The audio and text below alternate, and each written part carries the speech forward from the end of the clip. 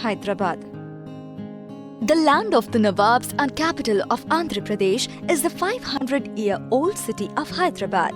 Located on the Deccan Plateau, most of the regions here have a rocky terrain. Hyderabad is known for its technological advances and depicting that is the Birla Planetarium and Science Museum. Shaped like a dome and located in Nawabs Road, the planetarium was inaugurated in 1985 by N.T. Rama Rao. Depicting the glory of the Qutb Shahi dynasty is the 56-meter high and 30-meter wide structure of the Char Minar. It is an excellent blend of Indo-Islamic architecture. To the west of Hyderabad is the famous Golcona Fort. The fort was founded in the early 12th century by the Kakatiyas. Today, the fort has a very famous light and sound show as well.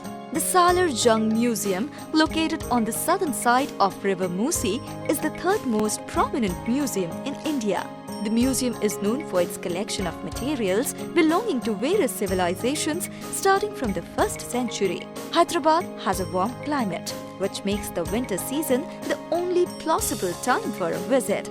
The months between October and March are the most pleasant.